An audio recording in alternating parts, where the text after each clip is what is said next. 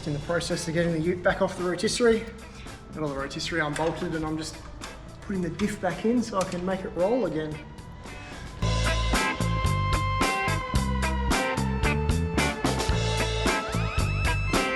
After I've done this, I'll roll it out of the way and put the prem on the hoist. But I can't pull the prem apart too much because I'm gonna need the hoist to put the front end back on this. So it's just a bit of a shuffle around day.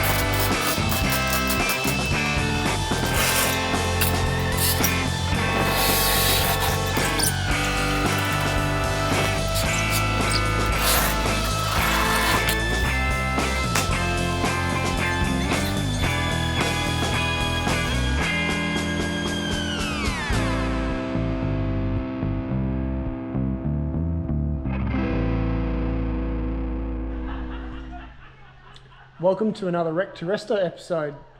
Today's episode, I've had a bit of a shed day, I've had a bit of a clean up. I've recorded a few bits and pieces along the way, but the majority of it I've just got stuck in and I've got it done. The floors were getting pretty filthy, so basically swept everything up, gave everything a good mop, so I had a nice clean fresh start. Probably seen the ute is now off the rotisserie, so I got that all unbolted. And I've got the diff sitting back in it.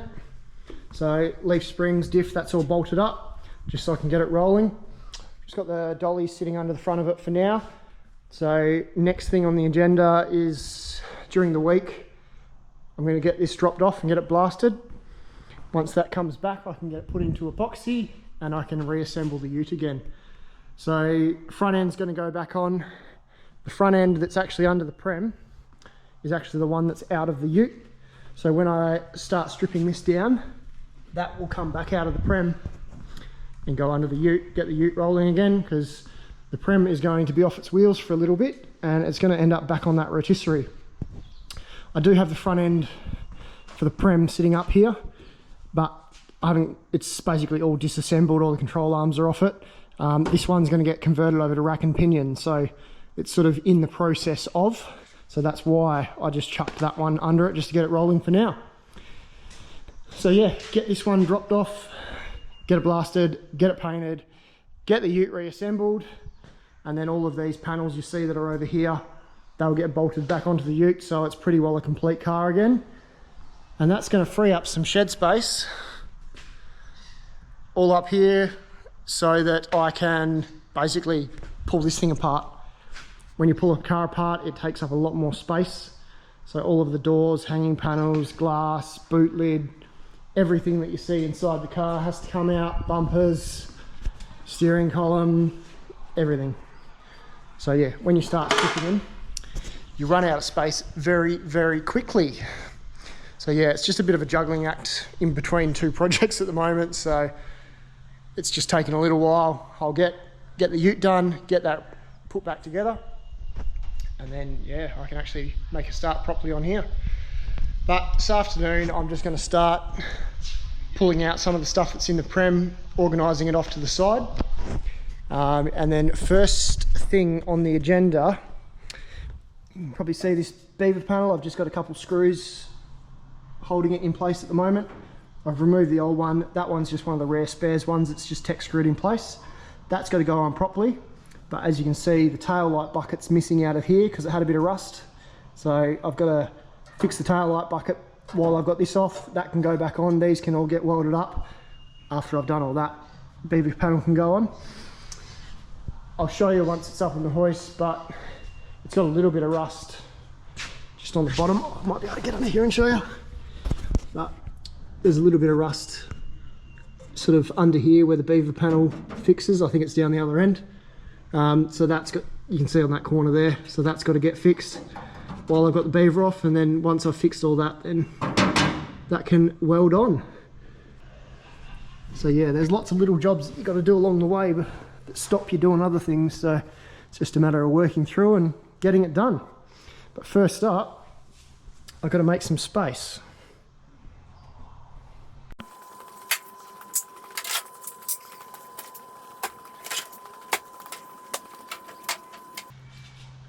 One thing I found pretty cool, so every single bit of glass for this Prem has actually got the same initial on the glass, and did a little bit of research, and from what I believe is that's the original rego number for the car. It's got 94TOM.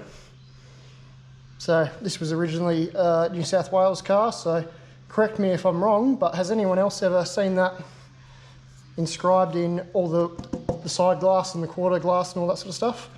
Be interesting to know.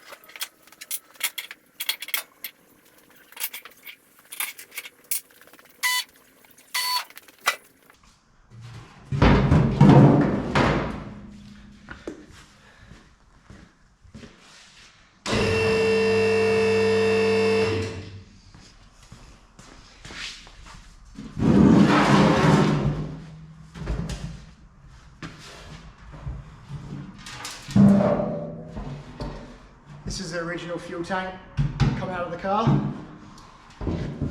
As you can see, it's had a bit of a mishap with the jack, so I'm either going to have to try and panel beat this one out by pulling it out and fix that. I do have another spare tank if I need to cut a bit out, but hopefully I can salvage this one. This one's probably going to have a little sump welded on the bottom of it for the pickup to go to the electric fuel pump anyway, so if I do that, I'll have an access hole to be able to get in there and do it.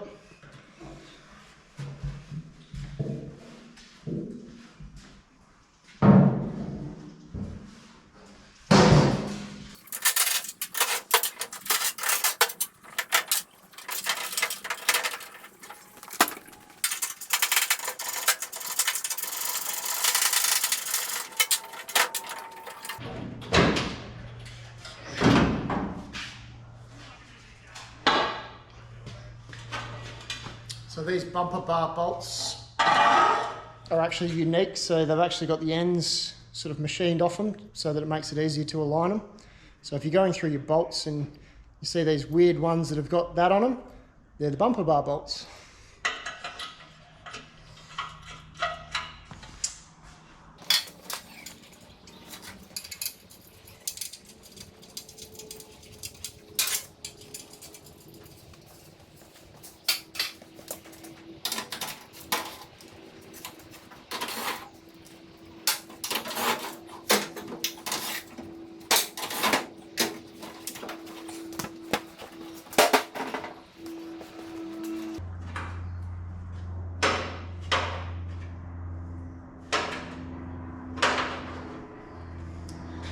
As I pull things apart, always the bolts that come out of things, I always like just putting them back in again. It just makes it a lot easier when you go to reassemble it. You know what, even if you're going to put new bolts in, you know the size, the length, etc., etc. Just put them back where you got them from.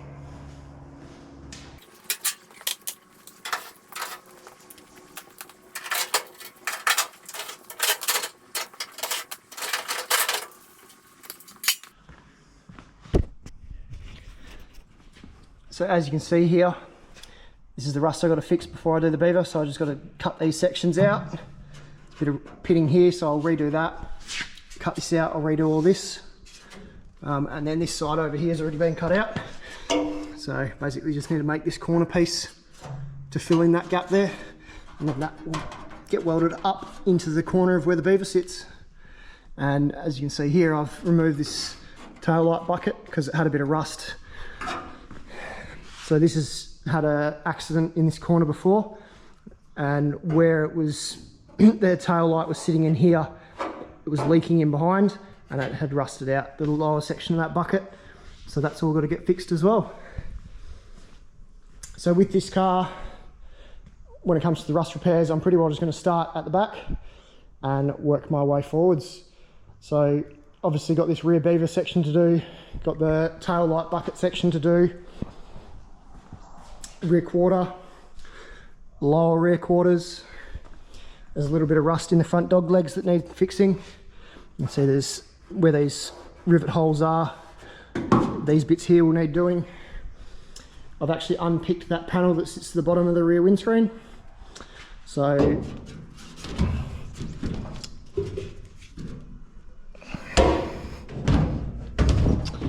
as you can see, there's rust in the lower corners, so they'll need doing. And then there's just a bit of rust in under here. So I'm probably going to unpick the section off that donor car because it looks pretty good through here. And I might even just replace this whole rear section because this is a bit beaten up, but I'll see how I go. If I don't have to replace the whole thing, I won't. I'll just do it in sections, but I'll see what's going to be easiest. While I'm at the back, I'm going to mini tub it. So I'm going to cut the tubs out of the donor car as well, and I'll just split tub it. So this will all get unpicked, this will get sliced off, and then the tubs that I cut out of the other car, I'm just going to make them longer, so I'll cut them further back in so that when I weld this up through here, it's only going to have one weld. So rather than doing a split tub and having to weld it twice, I've got the tubs over there, so I might as well use them. Just do the one weld, it'll turn into a pretty neat job, and then the tub will sit up on top of the rail, and then I'll gain that extra 25-30 mil. So that needs doing. Moving forwards, rear doors need a bit, front doors need reskinning. Got this lower sill section cut out that will need to go back in. Both front guards need a bit of work. And then there's some rust around the bottom of the front windscreen. Let's see if I can lift this out.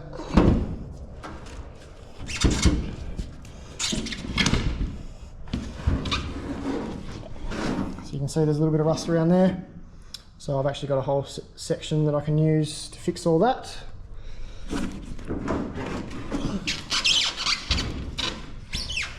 I'll sit that back in there. And then I've got a bit to do around the roof on the right hand side. The good thing about having another car sitting over there is I can just cut out the bits I need and just TIG these bits in. So I'm probably going to have to remove the gutter, fix the rust, and then weld the gutter back on.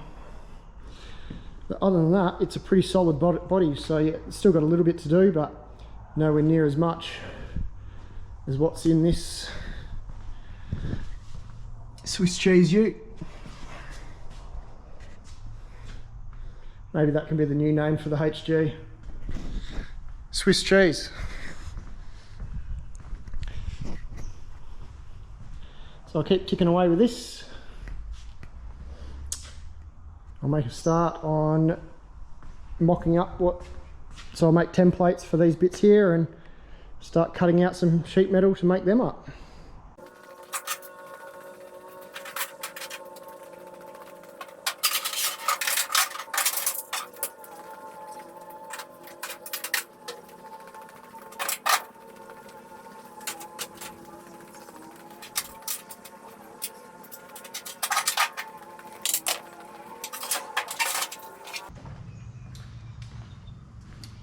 This car has bucket seats in the front. It was actually a factory floor shift car. This console is not the one that was originally out of it. Stupid me sold it in my early 20s thinking I'd just get another one, which obviously they're not that easy to get anymore. This is an original HK Premier one. Picked this up a couple of years ago. It does have a little bit of damage that needs fixing, and it was missing the front bit. But at least I've got good bones for one that's not completely destroyed. This will get repainted to suit the maroon interior, and I'll replace all this bit here. Probably going to go like a ratchet style shifter, but I haven't decided that yet, but I'll figure that out down the track.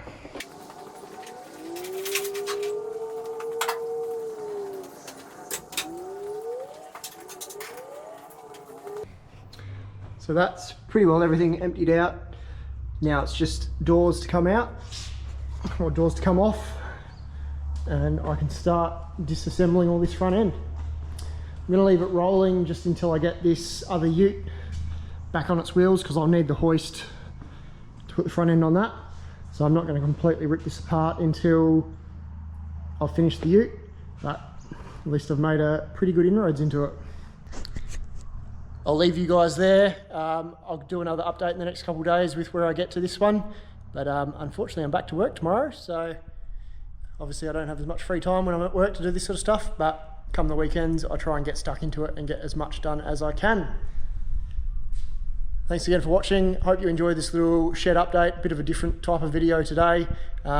Pretty well just coming along for the ride for what I'm up to. It's not like a full video where I'm doing rust repairs or anything like that, but hope you enjoy it anyway, and we'll see you on the next one. Thanks again.